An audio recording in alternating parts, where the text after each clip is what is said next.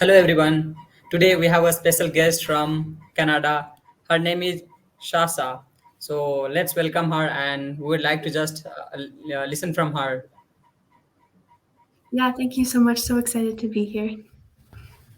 So can you just introduce yourself and your family members or something like that reminds you of your childhood? Yeah, for sure. I'm Sasha.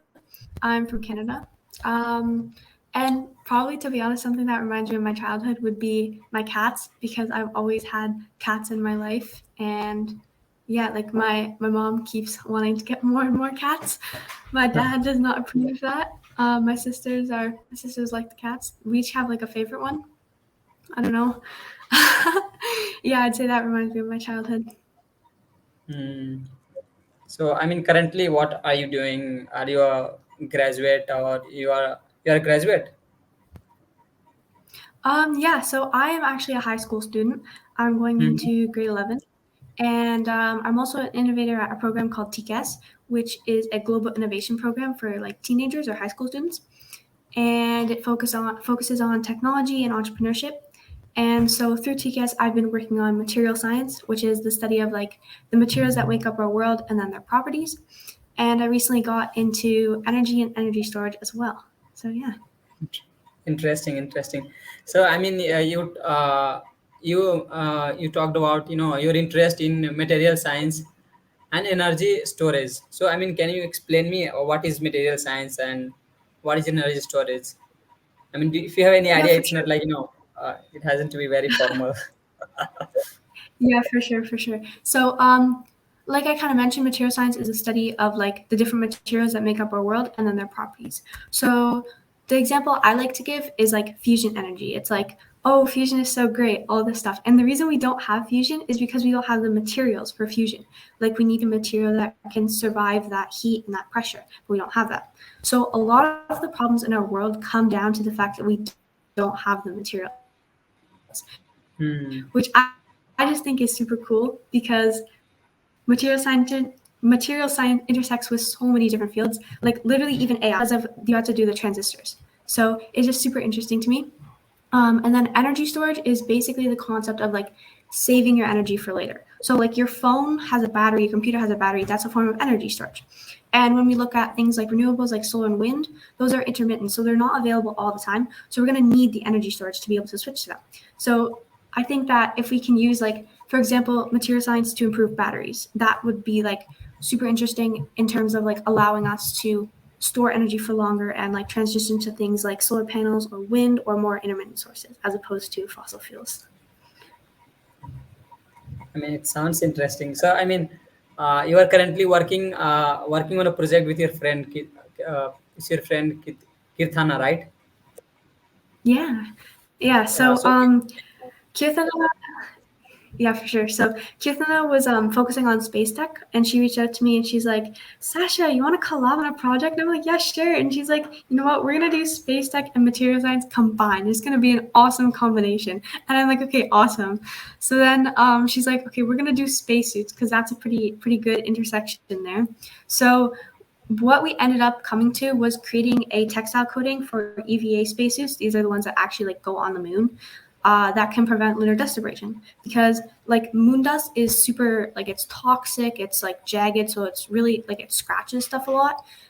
It can cause like thermal control issues, visibility issues. It's just overall really bad. And the astronauts with their spacesuits on the moon right now, the moon dust can like seep through and get onto their skin, which is really bad because it's toxic. And it can also like scratch the spacesuit to the point where it'd have to be thrown away. And this is terrible because they're super expensive. So we wanted to see if we could like prevent that. So we actually ended up getting a lab at the university in Toronto. So yeah, we've been going there and we're trying to build out our idea and test it, see how it works. you quite seems to be very interested in cosmology and astrophysics. Yeah, she definitely is. So that's nice. Other than studies, what are your hobbies and interests? Yeah, of course, other than studies. So I really enjoy reading. Um, My favorite book recently was probably Ego is the Enemy by Ryan Holiday. Highly recommend anybody listening to this read it. And yeah, I also really enjoy track and field and cross country, as well as like biking and swimming. I think I recently did a triathlon. I think doing more of those would be super interesting. But yeah. Interesting. Okay, I mean, do you have any experience of you being very naughty, and like if you have any sister, you are just poking your sister, something like that, or Um, brother? It can be family, like siblings. yeah, I mean, like, definitely. I think everybody would have that when they're younger. Like, Mhm. uh, I remember one time I was trying to get my sisters to like go sledding on this hill that was kind of dangerous. So I don't know if that would count, but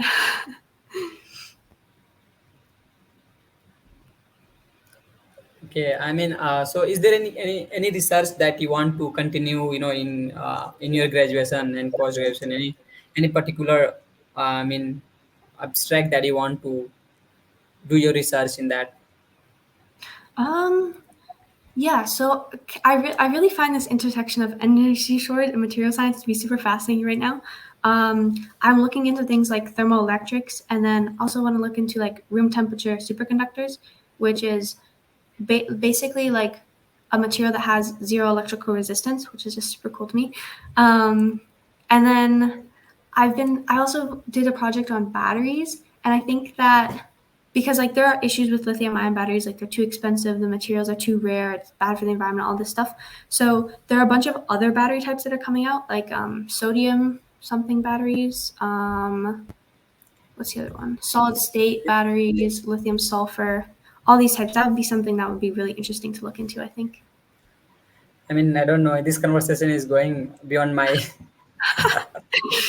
I'm able to get all this conversation because it's all the terms that you are using is all belongs to science, and I have Um, studied science till 12th, but it's okay. yeah, I can explain it if you want. So I, basically, like so lithium ion battery just uses like lithium, which is like one of the elements, as its yeah, main, and then all these like variations just use different elements because like they're more common and they're cheaper and all that stuff. yeah. Do you have any role model whom you like? Any role model that you have? Yeah, actually, I do. So, Taylor Sparks is a material science researcher. He does specifically materials informatics, but this guy is like an absolute legend on material science. So I really enjoy like seeing his research and like watching his videos and all that stuff. And then on like a bit of a more personal note, my mentor, Anmol Sharma, he is literally the best person on the planet. Um, as soon as I met this guy, he like every time I talked to him, just like so much energy, so much hype, and yeah, he's a super crack person. He wrote like a research paper on gallium nitride for semiconductors. Um, but yeah, like he's prevented me from making a lot of like dumb mistakes and definitely like supercharged my growth in the past 6 months that I've known him. So Unwell, if Right. you're listening, thank you. I mean, then you must have watched all the movies, Hollywood movies that are based on space, right? There are many No, I movies that are. haven't. I You haven't. haven't? I think I should. I should. What one would you recommend? I think Passenger, and there is another movie that all my friends have suggested me, but I never watched it, unfortunately. Oof. So I mean, if you are given a chance, it's just in a hypothetical question. I mean, not it's not hypothetical, but it's just came to my mind. If you get a chance to come to India, what place you will visit? Which state or what places you have in your mind? Okay, so in like through TCAS, there are a lot of like people from India there, which is super interesting because there's people who actually live in India. So it's so cool to get to talk to them. And over that time, I kind of became pretty fascinated with the Indian culture. I do not know that much about it yet, so I don't have like a specific place that I want to visit. But I think I have a friend who lives in. I really don't know how to pronounce it. I'm gonna mess this up. I think it's It's like okay. Chennai. Is it Chennai? Yeah. Okay. Okay. It's okay. It's fine. Say it. Okay. I mean, so like whenever you come to India, let me know. I will just I will take you to the tour. Okay. Yeah, okay, awesome. Sounds good, sounds good. Yeah, yeah. You can let me know, and then we can go on a tour. Interesting, like historical places and all that. Okay. I mean, like, so if you have any queries, like, so we are almost, our time is about to end. So, do you have any questions you can ask about the organization? Yeah, yeah, we'll do. I think I'm gonna have to look into it a bit more first and then see what comes up because I do not know very much at all, Okay, okay, unfortunately. okay. Definitely, then I'll share you. I'll share you a doc, and then you can get some idea. Then, if you have any other doubt, then we can just sort it out on our text. Okay, awesome. Sounds Yeah. perfect.